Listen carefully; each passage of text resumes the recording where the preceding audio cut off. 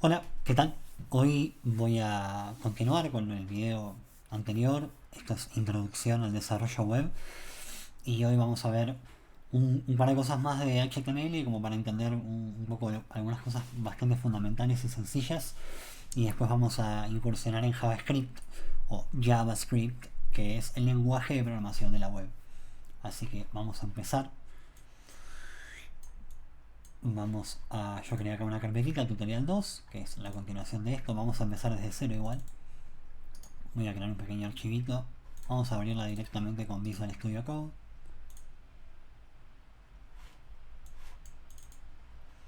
Vamos a crear un archivito index.html. Como vimos la vez pasada,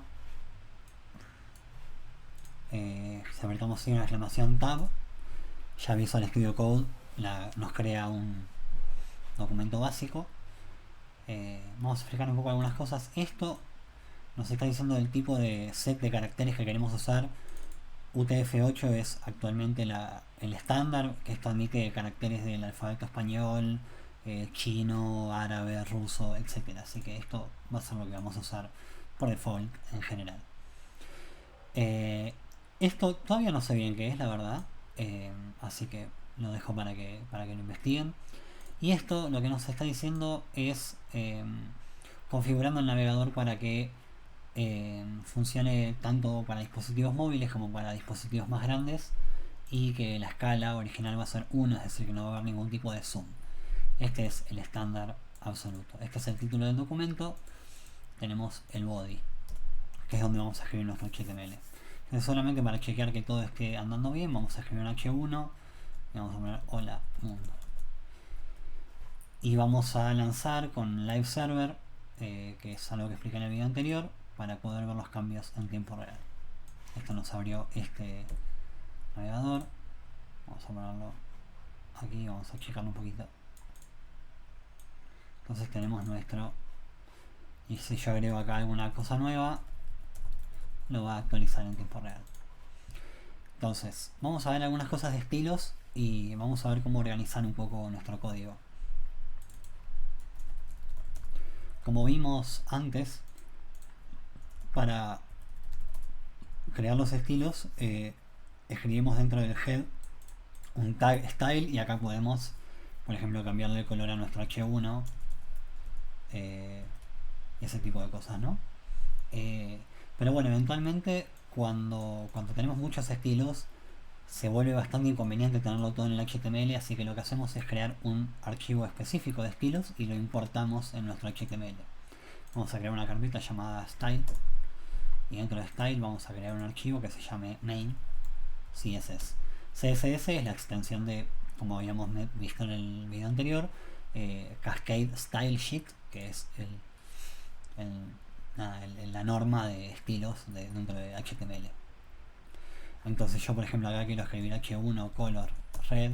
Vamos a borrarlo de acá. Y obviamente no se va a ver afectado el cambio porque este archivo HTML no sabe nada de este archivo. Entonces, para importarlo, lo que hacemos es crear un tag link, que ya por default Visual Studio sabe que queremos incluir una hoja de estilos. Entonces rel es la relación, digamos, que tiene este link. ¿Qué tipo de link es? Bueno, es una hoja de estilos. Y acá donde dice href, como vimos también en la vez pasada, href es como una dirección, un directorio o una URL que queremos obtener. Entonces nosotros, como estamos parados en index.html, queremos ir a style barra main css. Entonces href style barra, ya Visual Studio Code nos sugiere que esto existe. Si yo le doy salvar, actualmente vemos que los cambios que tenemos en nuestra hoja de estilo van a aplicar. Entonces ya tenemos nuestro código un poco más organizado. Y vamos a ver algunas cosas sencillas y fundamentales de HTML que les quiero mostrar. Y lo más interesante, o una de las cosas más básicas, pero que es muy importante saberla desde el principio, es lo que se conoce como el box model o modelo de caja. Básicamente todos los elementos en HTML son cajas, y las cajas tienen el contenido, el padding o relleno, el borde y el margen, y vamos a verlo, lo podemos ver de una manera muy sencilla desde el navegador con las herramientas de desarrollo. Si yo le doy clic derecho a alguna parte de la página y pongo inspect o inspeccionar, me va a abrir la consola del navegador, y cuando yo me paro acá vamos a ver que tenemos el margen, el padding, perdón, el borde, el padding, que en este momento no tiene nada, y el contenido. Lo mismo que si yo me paro sobre algún elemento, nos va a mostrar este es el modelo de caja. Tenemos el contenido, que es en este caso el texto. Acá nos dice que tiene 290 píxeles por 27. El padding, que no tiene nada, que si yo acá le cambio el padding, por ejemplo le pongo padding 10 píxeles, vamos a ver que ahora aparece padding 10, y cuando nos paramos en el padding lo podemos ver. Lo mismo que si nos paramos arriba del elemento, podemos ver que tenemos en verde, acá en verde el padding, en rojo el margen, y bueno, seleccionado el contenido. Bien, ¿por qué tiene margen? Vemos, nosotros no le pusimos ningún margen, pero sin embargo tiene margen arriba y abajo, tanto el H1 como el H2, y esto es porque por default el navegador le aplica ciertos estilos a elementos como los headings y los párrafos. Lo que se suele hacer, una práctica común para no tener estos estilos por defecto, es con el selector universal, digamos, vos pones asterisco, y todo lo que escribamos acá se va a aplicar a todo el HTML. Entonces lo que se suele hacer es sin margen 0, padding 0. Entonces ahora vemos que ya no tenemos más ningún padding por default. Tenemos el padding que le aplicamos acá, que si se lo sacamos vamos a ver que no tenemos ningún padding y ningún margen. Y ahora quiero mostrarles otra cosa que me parece también súper importante, y es la siguiente. Voy a hacer dos divs. Le voy a poner class box, voy a hacer dos, no va a tener nada obviamente, y vamos a, con nuestro selector de clase .box, esto va a aplicar a todos los boxes, a todos los elementos de clase box. Vamos a ponerle un width de 200 píxeles, un height de 200 píxeles, por ende va a ser un box cuadrado. Acá lo podemos ver que están acá, y vamos a ponerle, para que se vea bien, un background color teal, por ejemplo, y para que se note todavía mejor vamos a poner un margin bottom de 20 píxeles. Entonces tenemos nuestras dos cajas, ¿no? Tiene margen abajo y margen abajo. El margen que vemos a la derecha es un margen que se aplica automáticamente porque nosotros acá le estamos dando un ancho específico, y como el div es un elemento de bloque, tiende a ocupar absolutamente toda la pantalla. Si yo no le especifico ningún ancho, va a ocupar todo el ancho del navegador.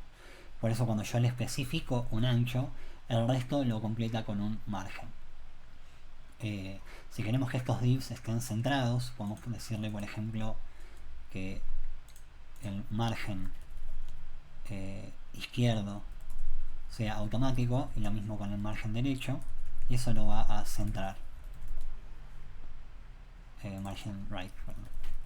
Eso va a hacer que en vez de aplicar el margen solo a la derecha, aplique un margen automático, y esto causa que el div quede centrado. De todos modos, esta no es la mejor manera de centrarlo, pero es algo que se usa bastante. Entonces vamos a ver, nosotros tenemos este div que solamente tiene un width y un height. Entonces si nosotros vamos al inspeccionador de elementos, vamos a ver que ahí donde dice div.box nos está diciendo que es un div de clase box y que tiene una altura y un ancho de 200 píxeles, y también lo podemos ver acá, ¿no? Voy a checar un poco esto. Vemos que tenemos el contenido de 200 píxeles, no tiene padding, no tiene borde, y tiene este margen automático que genera el navegador, que depende del ancho va a ser distinto, y el margen de 20 píxeles abajo.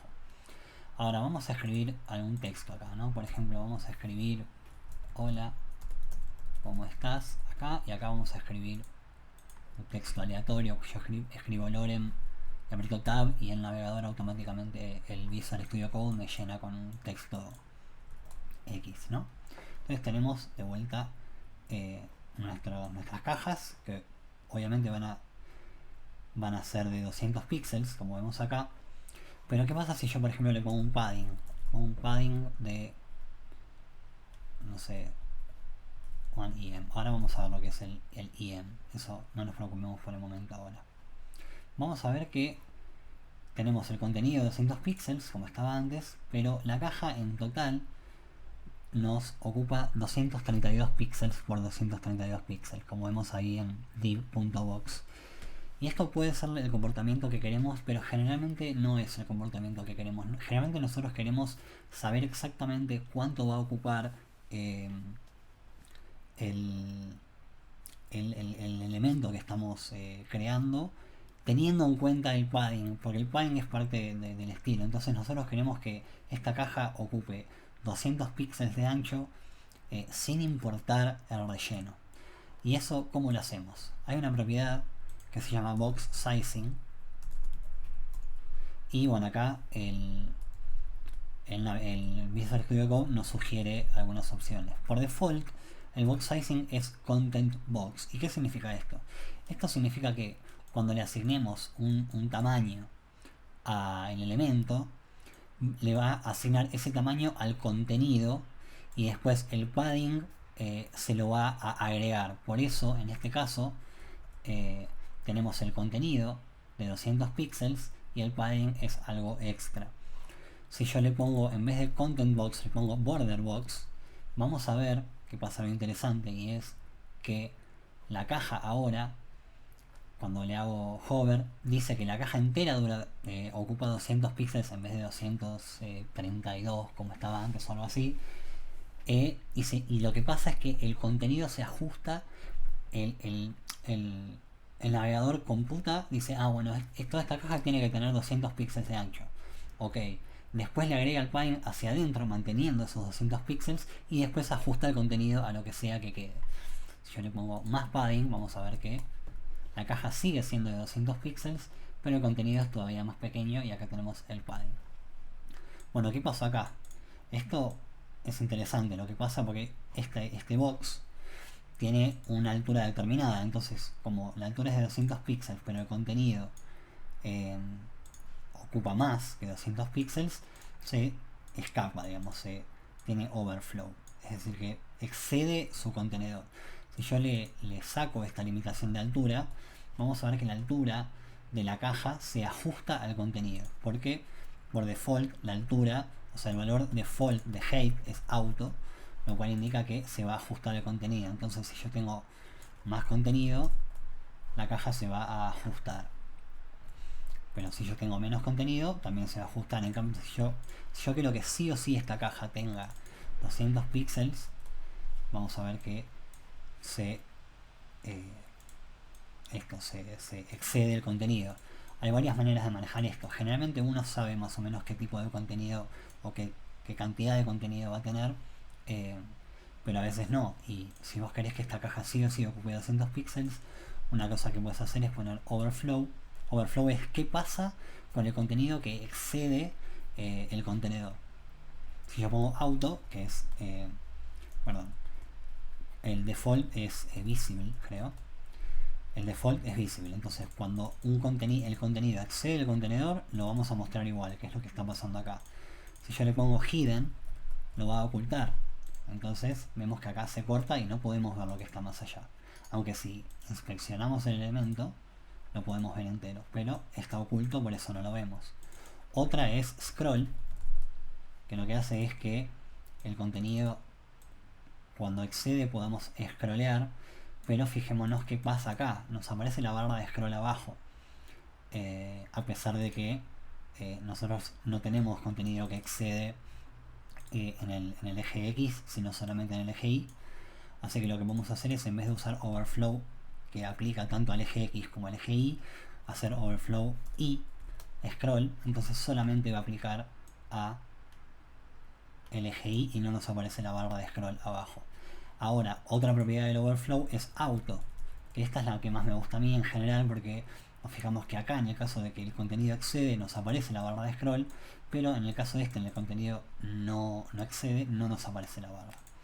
Pero bueno, esto era solamente un detalle para ver el tema esto de el modelo de caja. Entonces, para ver de vuelta cómo funciona el modelo de caja, tenemos el contenido, que es lo que está dentro del contenedor, el padding, que es el relleno, después el borde, que en este caso no tiene borde, pero si yo, eh, como, como les mostré en el video anterior, ponemos por ejemplo border, eh, border, por ejemplo, vamos a ponerle 2 píxeles, solid, black. Vamos a ver que tenemos acá este borde, y lo podemos ver acá también que tenemos border 2, y margen no tiene, bueno, tiene el margen automático a la derecha y a la izquierda y el margen abajo de 20. Bien, esto es lo que quería hablar de HTML, y ahora quiero que introduzcamos el concepto de JavaScript. JavaScript es el lenguaje de programación del navegador. Un lenguaje de programación es una herramienta que tenemos para darle instrucciones a la computadora, en este caso al navegador, de cosas que queremos que haga. Y bueno, JavaScript es un lenguaje de programación que corre en absolutamente todos los navegadores web: Chrome, Firefox, Safari, Opera, Internet Explorer, etc.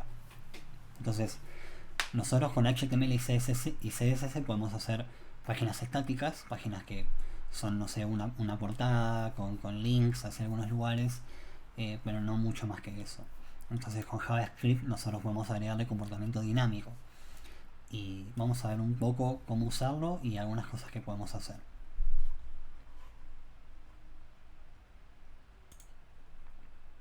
Bien, lo primero que tenemos que saber es cómo incluir JavaScript en nuestro HTML. Hay varias formas de hacerlo. La primera es dentro del body escribir simplemente script. Nos va a crear automáticamente un script que abre y uno que cierra, y dentro de este script podemos escribir nuestro JavaScript. Vamos a hacer algunos ejemplos. Por ejemplo, una funcionalidad de JavaScript muy usada es el console log, y ahora vamos a ver qué es esto, que nos permite loguear un mensaje en la consola. Ahora voy a explicar un poco todo esto. Hola, ¿cómo estás? Soy la consola. ¿Cómo vemos si esto funciona?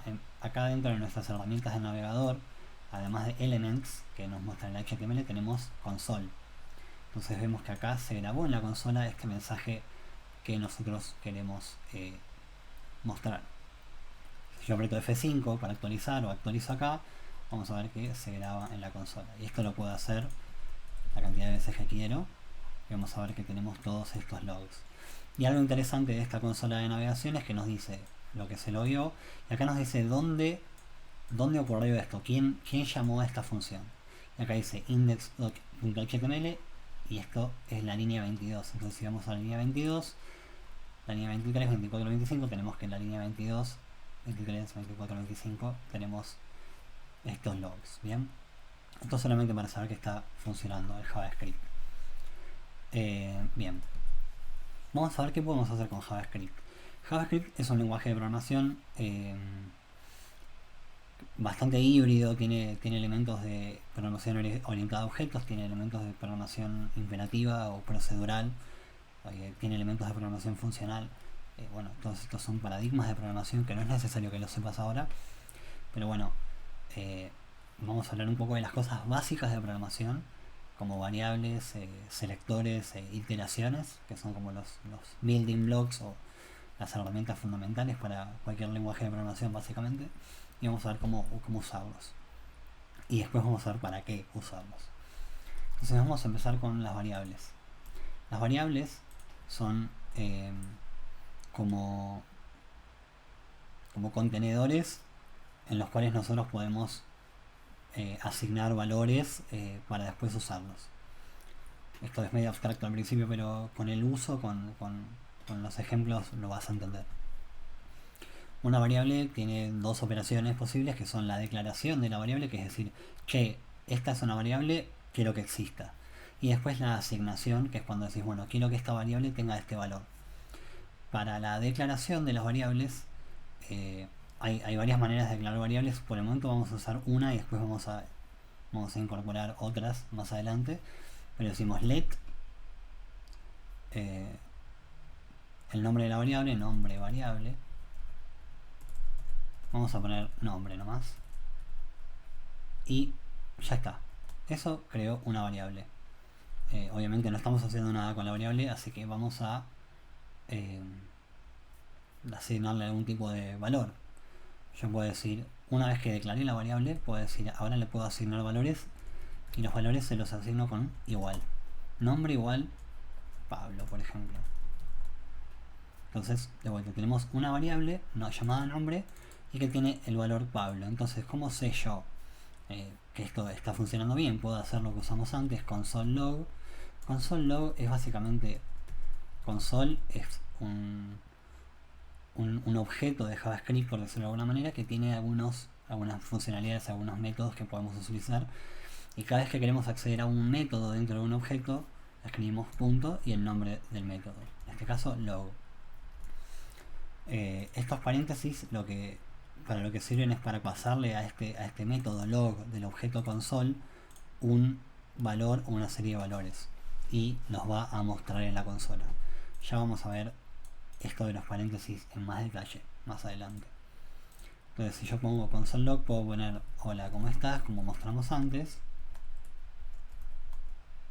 sin acento. Pero también puedo poner una variable acá. Entonces, ¿qué pasa si yo pongo console log nombre?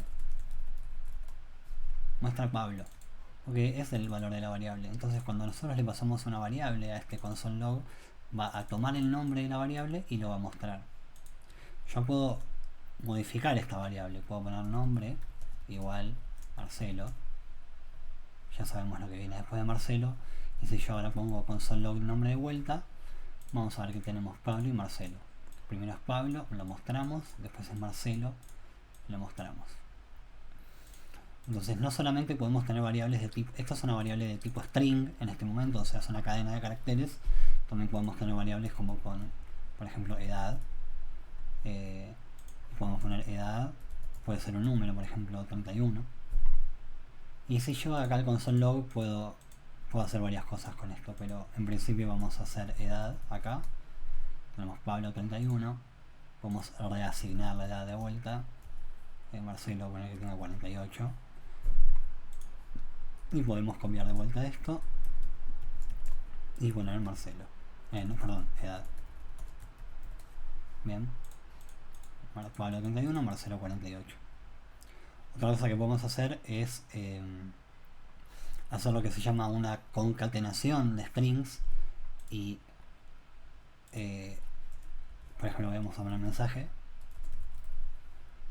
y si yo en vez de querer que aparezca una cosa arriba de la otra, quiero que aparezcan una al lado de la otra, puedo hacer lo siguiente. Fíjate que acá el 31 aparece en violeta y el Pablo aparece en gris, y esto es porque el 31 es de tipo número.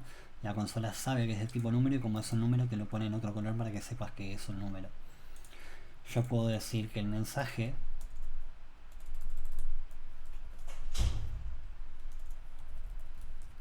sea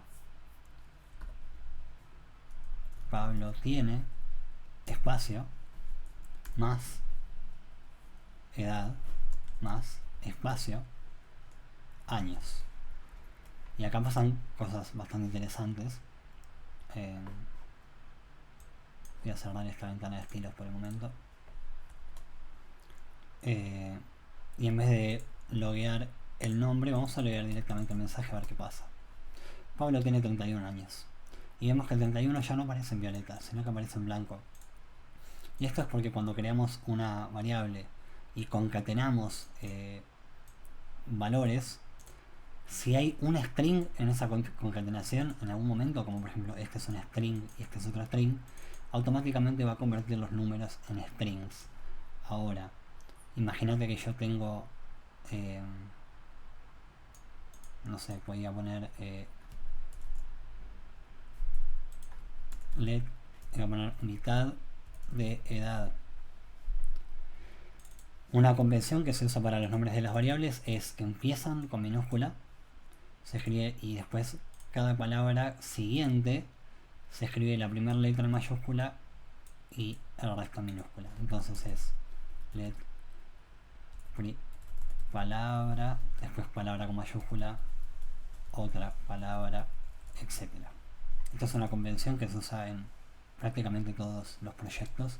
Otra convención para los nombres de variables es, en vez de usar esta nomenclatura, es usar guiones bajos para separar los nombres de las palabras. Por ejemplo, mitad de edad. Pero nosotros vamos a usar esta. Si yo, por ejemplo, ahora digo que mitad de edad va a ser igual a edad dividido 2, estos son operadores que vienen ya por JavaScript. Este es el operador de división, y logueamos esta variable mitad de edad. Vamos a ver que nos da 15,5, que es la mitad de 31, y 15,5 sigue siendo un número. Si yo pongo, por ejemplo, edad más 2, por decirlo de alguna manera, ¿no? Pongo edad más 2. ¿Qué pasó? Porque... Bien, esto es algo interesante. Acá nos dice mitad de edad is not defined. Y acá es porque nosotros estamos haciendo console log mitad de edad, pero mitad de edad lo acabo de borrar. Así que es interesante leer estos errores para ver qué está pasando. Edad más 2, 33. Y si yo además pongo el mensaje, vemos que en este caso 31 está en blanco porque cuando hacemos una concatenación de strings, automáticamente JavaScript convierte todos los números en strings. Pero acá, que hicimos una suma de dos números, el edad más 2 se mantiene como un número. Bien, vamos a borrar todo esto. Sí. Bien, sí, vamos a borrar todo esto. También podemos asignarle un valor a una variable en el mismo momento que la declaramos. Acá estamos declarando un nombre y podemos directamente hacer nombre igual Pablo. Hacemos console log nombre. Vamos a tener Pablo. A veces sabemos de entrada qué valor queremos que tenga la variable y la asignamos en el momento, a veces no.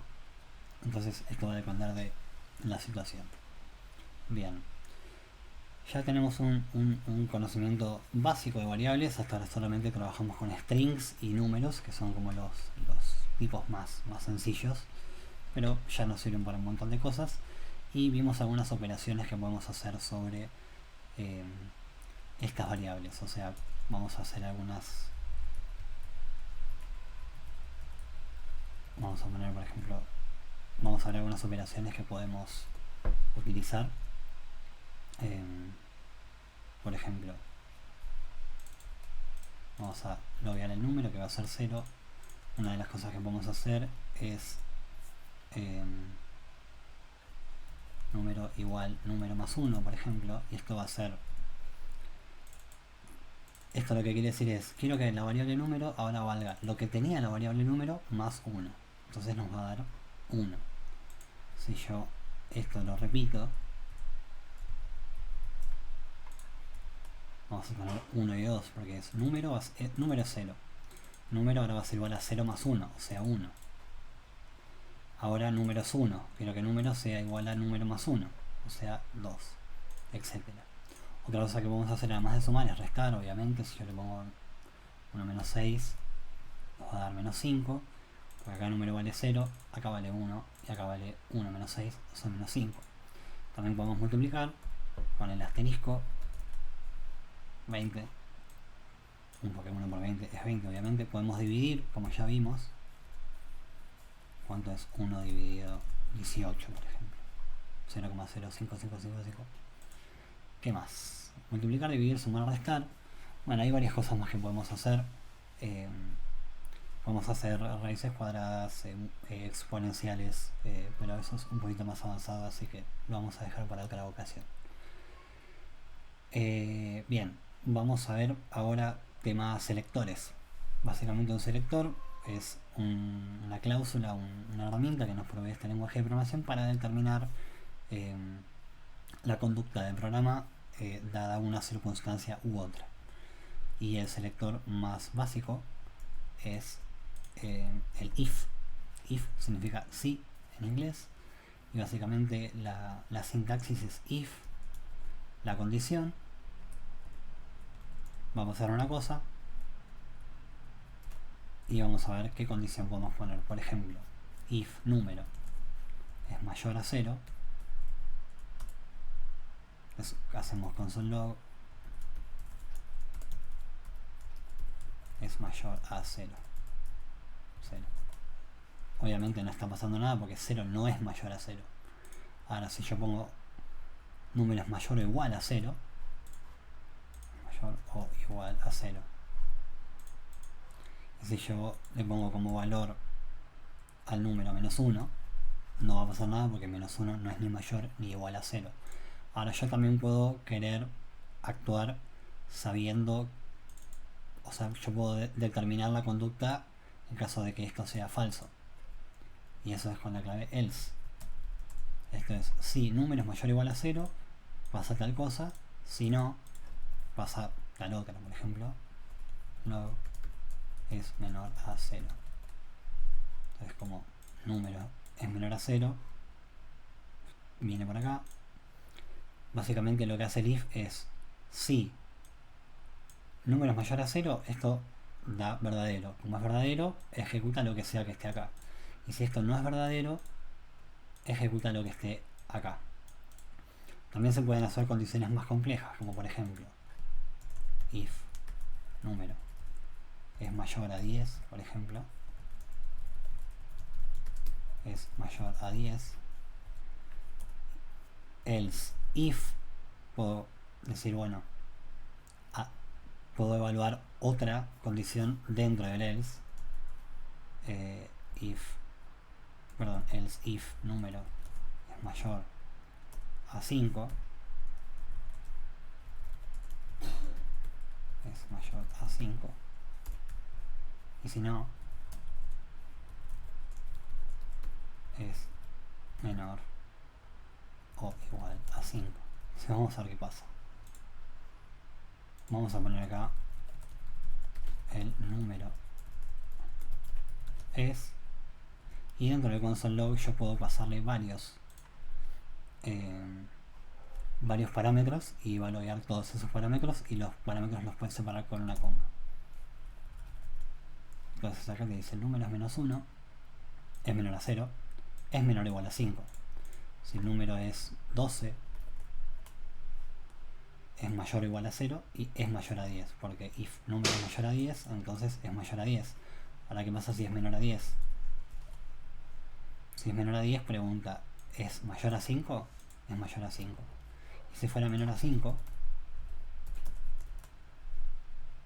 dice, ¿el número es mayor a 10? No. Entonces, ¿es mayor a 5? No. Entonces, es menor o igual a 5. Bien. Este es el selector más básico, y bueno, se pueden hacer obviamente un montón de cosas con esto. Vamos a ver el otro selector que tiene JavaScript, que es el switch. También es muy utilizado en la mayoría de los lenguajes de programación, y se escribe así, switch, la variable, en este caso número.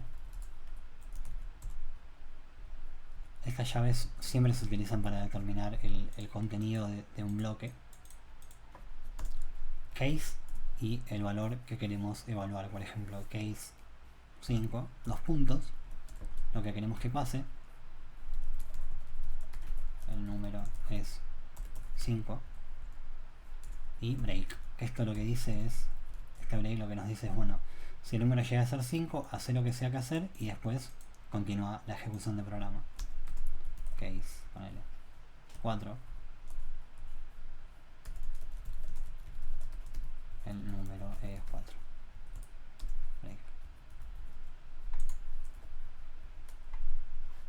El número es 4, como acá tenemos como número 5, número 5, número 4, el número es 4, y si pongo 3 no va a pasar nada. ¿Por qué? Porque no especifiqué ningún caso en el que si este número no es ni 4 ni 5, no le estoy diciendo qué hacer, y esto se puede determinar con la palabra default, que es en caso de que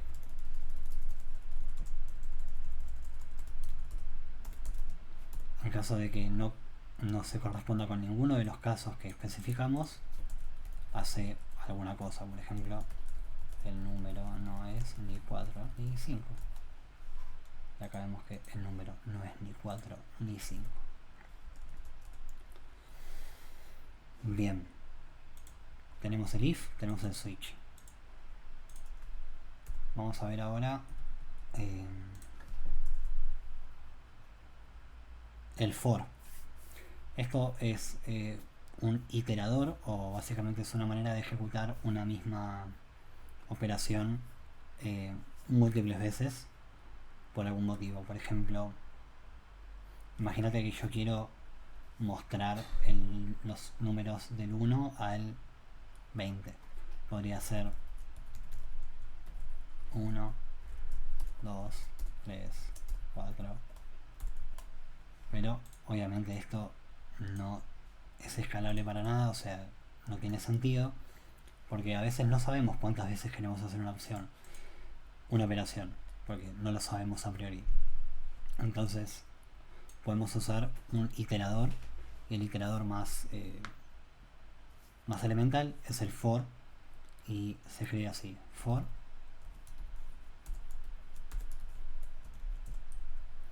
acá vamos a declarar una variable que va a ser de contador, y la declaramos como cualquier variable, let contador igual, y el valor en el cual queremos que empiece el contador, por ejemplo 0, punto y coma.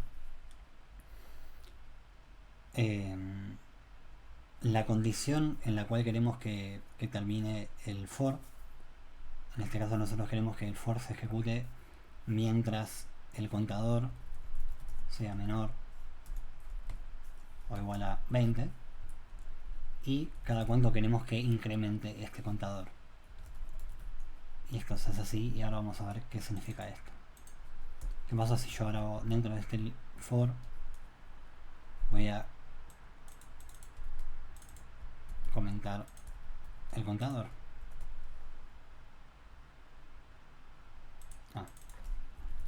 No. Vemos que tenemos automáticamente esta repetición de este procedimiento, y lo que está pasando es lo siguiente. Le decimos, bueno, queremos un contador que empiece en 0, y esto se va a repetir siempre y cuando el contador sea menor o igual a 20. O sea que cuando llegue a 20 lo va a mostrar y después va a continuar. Fin de loop. Esto es lo que se llama un loop o una iteración. Vamos a marcarlo para que se vea bien. Vamos a borrar esto. Vemos que tenemos el inicio del loop, la ejecución del loop y después el fin. ¿Qué es esto? Contador más más. Esto es una manera abreviada de escribir contador igual contador más 1. Y esto te lo voy a mostrar de otra manera. Por ejemplo, voy a comentar esto, cosa que no pase nada. Vamos a inicializar un número en 0, console log número, obviamente va a ser 0. Si yo quiero incrementar este número, puedo hacer número igual número más 1, y ahora vamos a ver que va a ser 1, y si esto lo puedo hacer un montón de veces, pero la manera abreviada de escribir esto mismo es simplemente número más más. Esto significa, quiero que le sumes 1 a número, tan simple como eso. Y es bastante cómodo porque sumarle 1 a un número es una operación que se hace con mucha frecuencia en programación. Por eso existe esta sintaxis. De igual modo, podemos restarle 1 haciendo menos menos.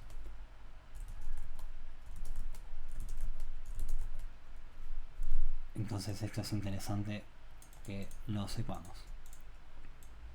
Bien. Entonces tenemos nuestro loop que muestra de 0 a 20.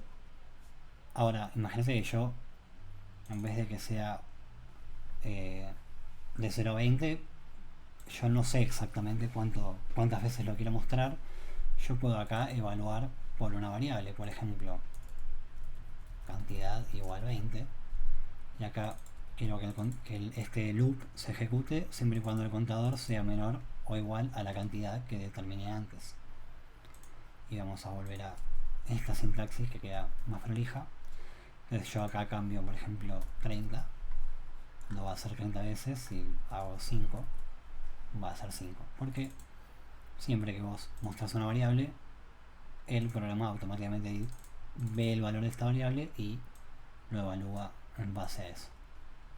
Yo también podría, en vez de ir de 1 en 1, podría ir de 2 en 2. Contador igual contador más 2. Entonces ahí vemos que tenemos los números pares. O más 3.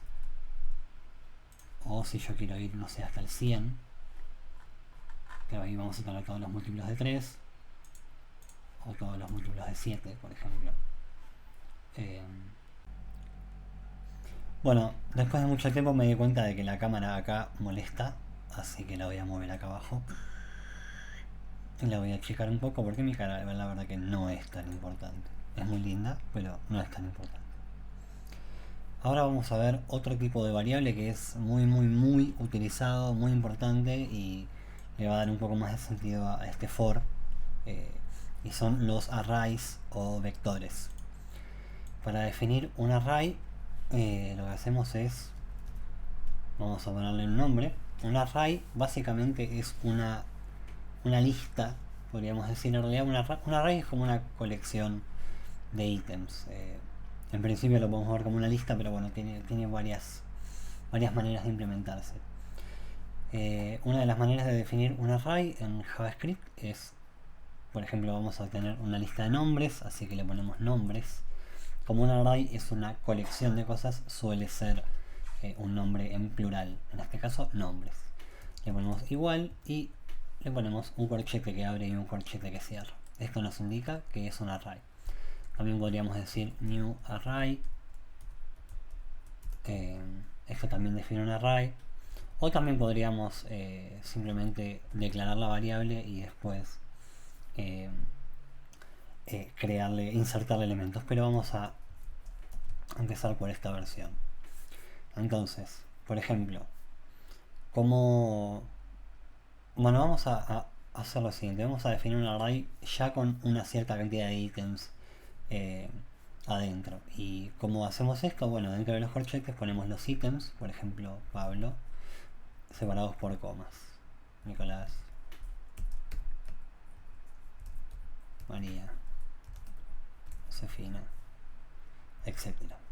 Entonces, si nosotros hacemos console log de nombres, vamos a ver que tenemos acá nuestra lista. Y si con esta flechita vamos a expandir, tenemos nuestros 4 nombres. Ahora vemos que el primer ítem está en la posición 0. Eso es porque en JavaScript los arrays son 0 indexed, es decir, que el primer índice está en la posición 0. Nosotros podemos también elegir un ítem en particular de este array. Por ejemplo, si yo quiero elegir mostrar el primer ítem, lo que hago es elegir nombres, corchetes y la posición que quiero mostrar. Por ejemplo, nombres en la posición 0 va a ser Pablo, lo vemos acá. Nombres en la posición 1 va a ser Nicolás, en la posición 2 va a ser María, en la posición 3 va a ser Josefina y la posición 4 va a ser undefined porque no definimos nada en la posición 4 del array. Bien, esta es una manera. Nosotros también ahora podríamos, por ejemplo, decir nombres en la posición 4 va a ser igual a Esteban y mostrar de vuelta todo el array. Y vamos a ver que tenemos Esteban en la posición 5. Ahora, esta no necesariamente es una manera óptima de agregar un elemento al array, porque yo podría hacer algo como esto: nombres en la posición 10 es igual a Marcelo. Entonces si nosotros vemos nuestro array, ahora vemos que tenemos un array inconsistente. Tenemos el 0 al 4, todo bien, pero después del 5 al 9 no hay nada, y recién en el 10 tenemos un elemento. Y esto muy rara vez es el comportamiento que queremos. Generalmente queremos que el array esté, digamos, los elementos del array sean adyacentes entre sí, cosa de que después los podamos recorrer todos sin tener ningún bache en el medio. ¿Y cómo hacemos eso? ¿Cómo hacemos para agregar un ítem a un array sin tener miedo, digamos, sin que se rompa la continuidad? Los arrays en JavaScript tienen métodos y propiedades a los cuales podemos acceder. Y generalmente en JavaScript, cuando vos querés acceder a una propiedad o a un método de un objeto o un elemento, usamos el nombre de la variable, en este caso, o del objeto, punto, seguido de el método o la propiedad. ¿Cuál es la diferencia entre un método y una propiedad? La propiedad es algo que simplemente te devuelve un valor, es una propiedad, justamente una característica o un atributo del objeto, y el método es algo que realiza una tarea. Por ejemplo, dentro del objeto console tenemos este método que realiza la tarea de loguear lo que sea que le pasemos en la consola. En el caso de los arrays podemos, por ejemplo, tenemos la propiedad length que nos devuelve el tamaño del array, o mejor dicho, la cantidad de ítems que tiene. En este caso 4. 1, 2, 3, 4. Esta es una propiedad del array. Ahora nosotros podemos usar un método del array, por ejemplo push, nombres.push. Cuando llamamos a un método en JavaScript, siempre el método es igual el nombre del método y después entre paréntesis le pasamos los parámetros con los cuales queremos que este método opere. Por ejemplo, en el caso del log le pasamos como parámetro todo aquello que queremos que loguee. En el caso del push le pasamos como parámetro lo que queremos agregar a este array. Por ejemplo, vamos a agregarle Marcelo y vamos a ver cómo queda el array. Como vemos, agregó Marcelo al final del array y yo puedo hacer esto una cantidad infinita de veces. Más Laura. Entonces vemos que siempre nos agrega el ítem cuando hacemos push al final del array. Otra cosa que vamos a hacer es agregarlo al principio del array con unshift. Unshift es un método que nos agrega un elemento al principio del array. Entonces ahora vemos que tenemos Laura al principio, después Tomás, después Marcelo y después todo lo demás. Estos son dos métodos muy básicos del array, pero que los vamos a usar todo el tiempo en la práctica. Entonces, ¿para qué nos sirve el for? Por ejemplo, el for nos puede servir para imprimir todos los elementos de un array. Por ejemplo, imagínate que nosotros tenemos este array acá y queremos mostrar, en vez de mostrar el array entero, queremos mostrar cada nombre por separado.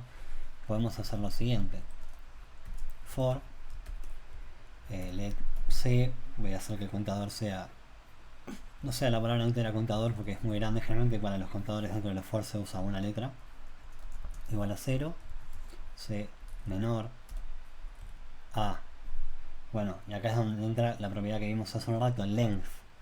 Hago nombres.length, entre coma, c más más. Entonces esto lo que va a hacer es recorrer todo el array,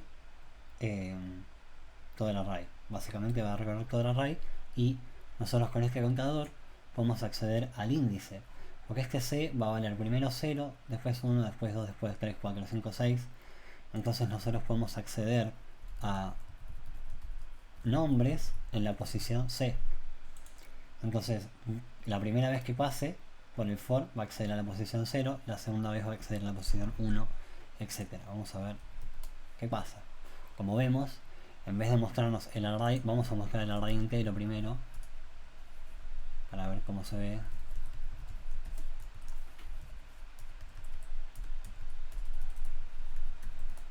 Vemos que cuando logueamos el array entero nos da todo el array con algunas propiedades que esto lo vamos a ver más adelante. Nos muestra el length, pero acá estamos logueando uno por uno. Esto nos va a servir para un montón de cosas. Por ejemplo, imagínate que yo tengo eh, no sé, quiero mostrar un mensaje.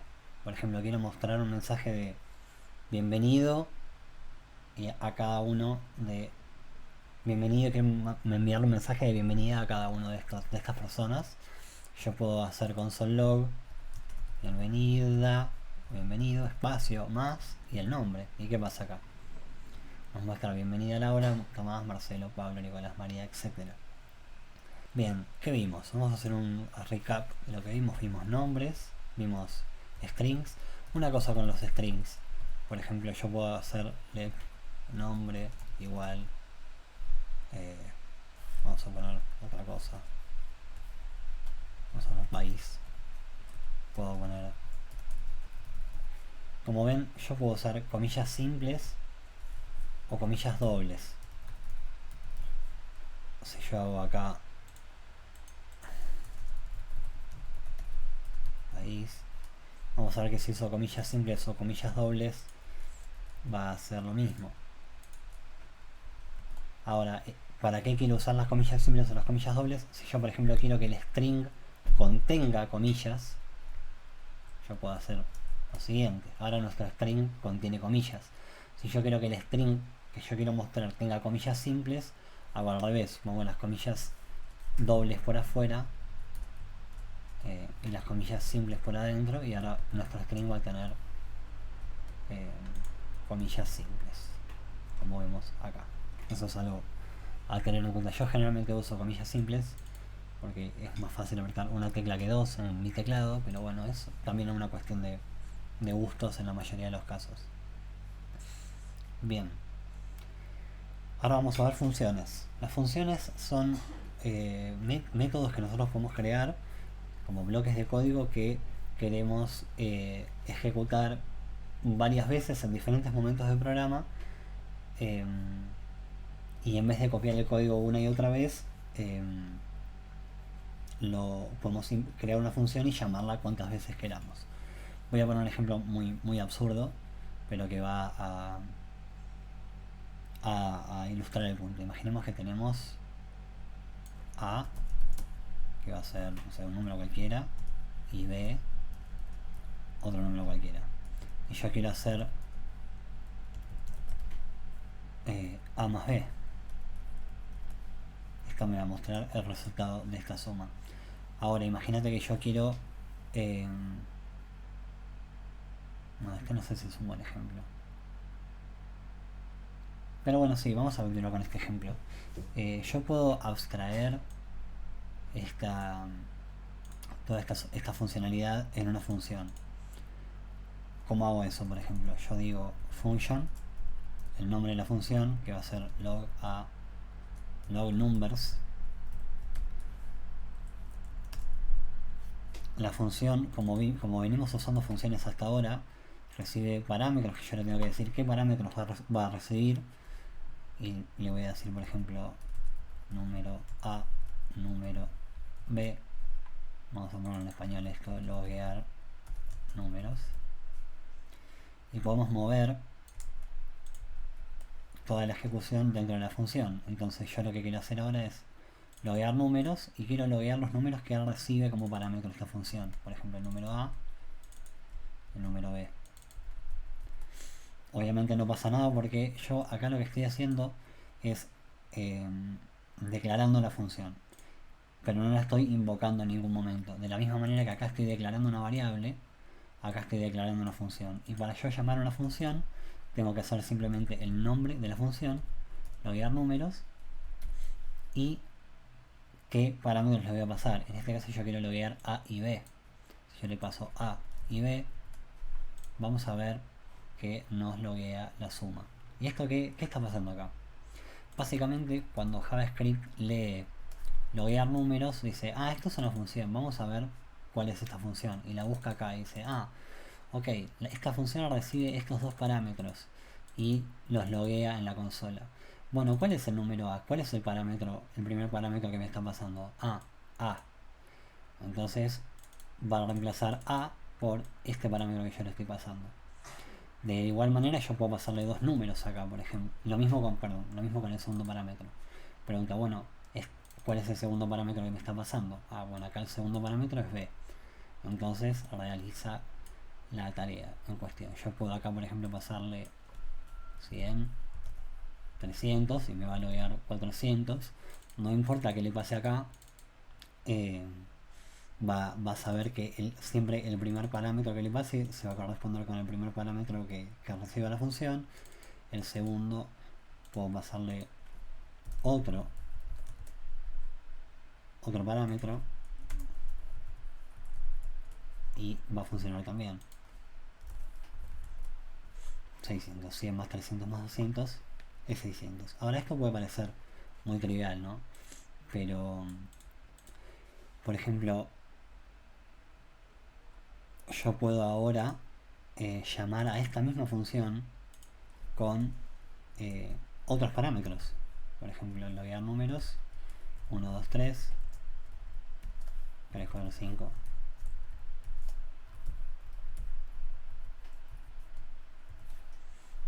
Y ahora, fíjense cómo en vez de copiar cada vez este console log, llamo directamente a la función. Ahora, esto puede parecer medio inútil en este tipo de contexto, pero imaginemos que esta función hace más cosas. Por ejemplo, podemos decir que esta función lo que hace es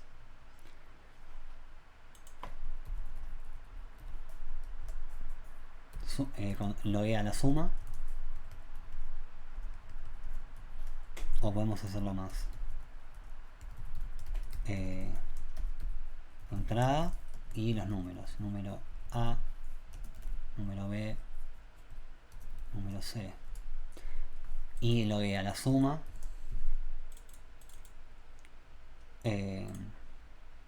bueno, acá voy a poner una coma para que no se confunda la cuestión. Resta, multiplicación,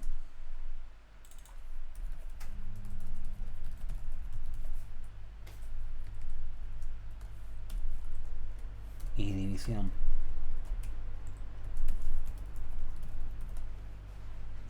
Entonces ahora vamos a hacer una sola para que no confunda la cosa. Tenemos que con una sola línea de código nosotros invocamos toda esta función que hace todas estas cosas. Nos loguea qué números recibió, cuál es la suma, cuál es la resta, cuál es la multiplicación y cuál es la división. Si yo quiero repetir esta tarea para otro set de números, puedo hacerlo tan simple como así. Imaginen que yo quisiera hacer esto mismo sin usar funciones. Tendría que copiar esto dos veces y reemplazar acá por ejemplo 100, 300, 200, y acá reemplazar 1, 2, 3.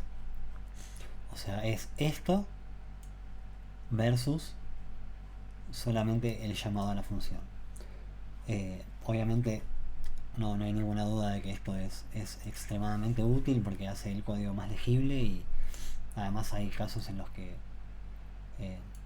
necesitamos llamar a múltiples funciones en un cierto orden, y lo bueno es que a las funciones le podemos dar un nombre, lo cual nos permite a la hora de leer el código entender un poco más fácilmente de qué se trata sin tener que leer necesariamente todo lo que está pasando. Entonces voy a borrar esto, y bueno, esto lo podemos llamar en cualquier lado de nuestra aplicación. Otra cosa que podemos hacer es, dentro de las funciones podemos declarar variables, y estas variables van a ser locales a esa función, es decir, que van a poder ser accedidas dentro de la función pero no fuera de la función. Por ejemplo, yo puedo tener un mensaje que sea igual a los números ingresados son, y hacer console log mensaje número A, número B, número C.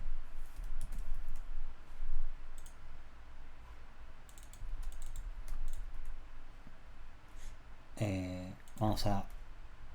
Entonces, ¿yo qué pasa si acá quiero hacer console log mensaje? Vamos a hacer... Acá como vemos, bueno, me está logueando el mensaje, que es los números ingresados son, y bueno, los 3 números que recibe. Pero si yo quiero loguear mensaje acá afuera, me va a decir mensaje is not defined. ¿Por qué? Porque mensaje está definido dentro de esta función. Y yo no puedo usar las variables que están dentro de una función afuera de la función. Y esto es para que nosotros podamos usar variables con el mismo nombre en diferentes ámbitos y que no haya problemas, porque yo podría tener otra función acá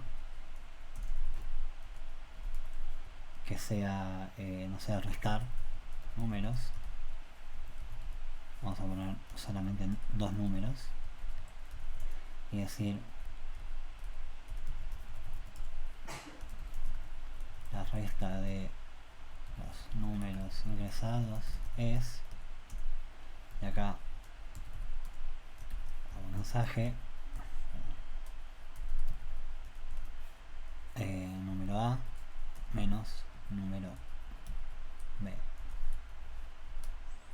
Entonces tenemos perdón,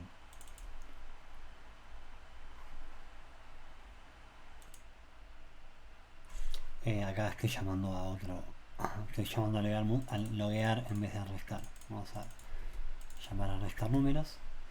Entonces tenemos, cuando llama a loguear números, el mensaje es los números ingresados son, pero cuando llamo a restar número, el mensaje es la resta de los números ingresados es.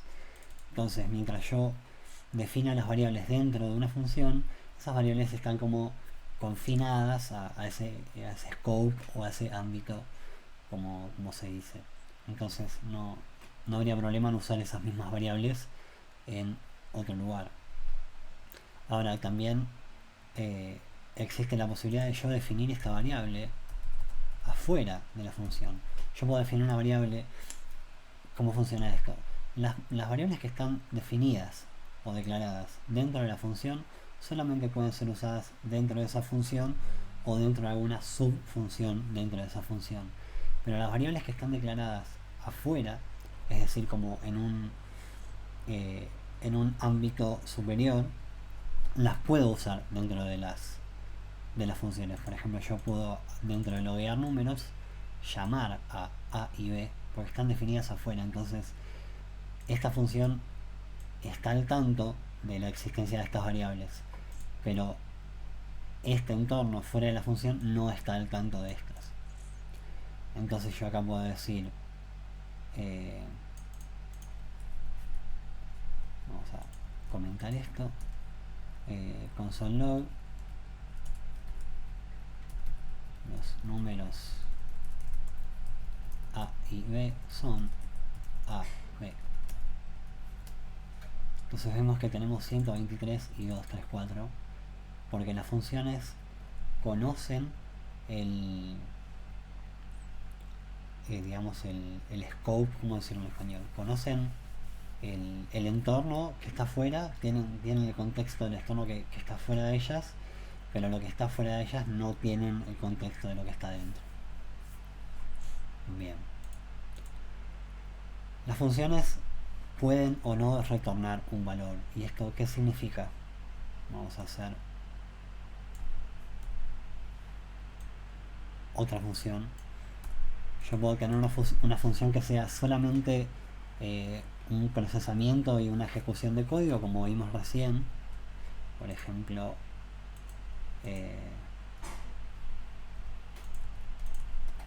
restar número, que restar número es, digamos, es independiente, por decirlo de alguna manera. Es decir, yo la llamo, sé que va a hacer algo y después continúo con la ejecución del código. Pero una función también me puede retornar un valor. ¿Y esto qué significa? Imagínate que yo quiero hacer una función que solamente resta el número, ¿no? Número A, ponle que, digo, resultado es igual a número A menos número B. Entonces cuando yo llamo a restar número, obviamente no pasa nada, porque no estoy haciendo nada con este resultado. Yo lo podría loguear acá.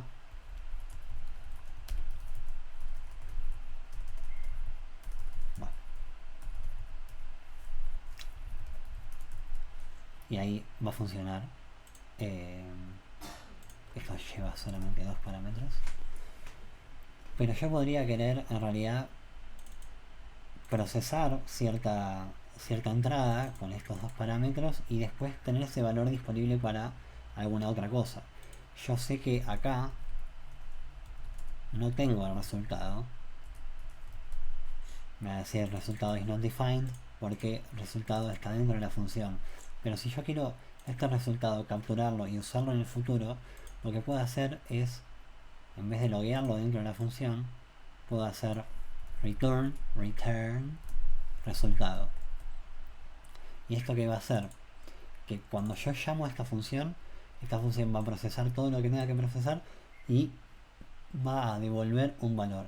Y este valor que me devuelve, yo se lo puedo asignar a una variable. Por ejemplo, yo puedo decir el resultado de resta va a ser igual a restar números, y ya que estamos usando parámetros vamos a hacer a y b.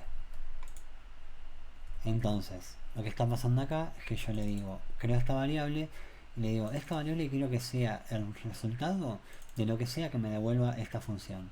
Entonces llama a esta función, le pasa a y b, computa el resultado y me lo devuelve. Entonces el resultado de resta va a ser igual a este resultado que retorna la función. ¿Y cómo lo podemos comprobar? Logueando resultado de resta. Entonces nos da menos 111, que es el resultado de 123 menos 234. Esto de retornar valores es súper importante porque lo vamos a usar en millones de ocasiones. Entonces básicamente una función puede ser de tipo void, como se le llama, void, que es cuando no retorna ningún tipo de resultado, simplemente es un bloque de código que ejecuta una cierta cantidad de operaciones y termina. O puede ser de el tipo que sea que devuelva la función. En este caso va a ser de tipo numérico, es una función que va a retornar un número. Y con el resultado nosotros podemos hacer después lo que queramos. Por ejemplo, podemos tener dos tipos de resultados, que sea, por ejemplo, la resta invertida, ¿no? Que nos va a dar 111. Por ejemplo, ya que voy a el resultado 1 y después voy a el resultado 2. Incluso podemos hacer algo como, por ejemplo, ya que el resultado 1 y el resultado 2 son números, yo puedo hacer algo como 3 va a ser igual a restar números, y le puedo pasar los resultados 1 y el resultado 2.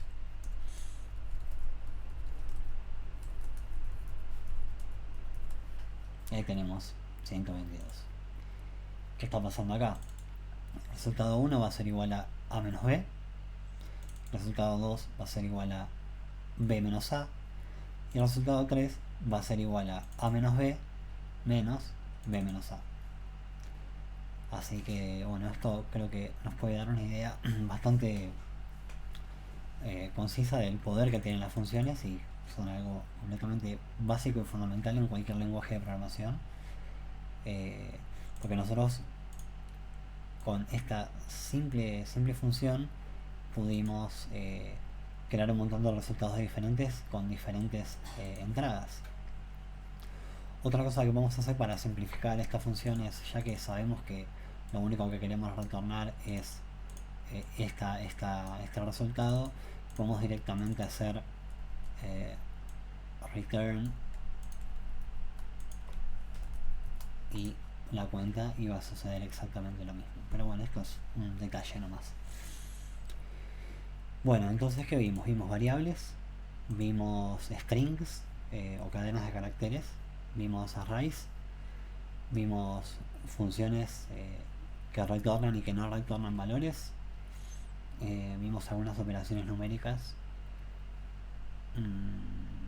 vimos if, else, if, elf es un tipo de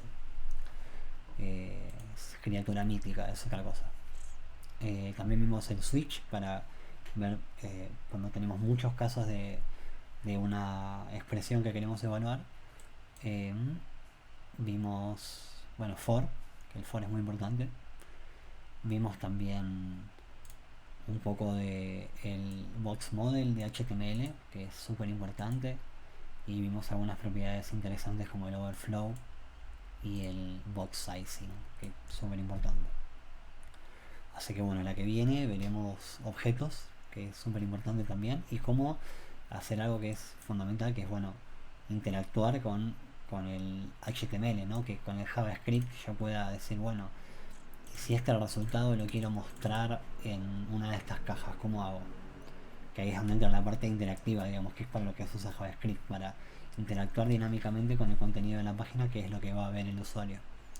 Así que bueno, dejo esto para la que viene y gracias y hasta la próxima.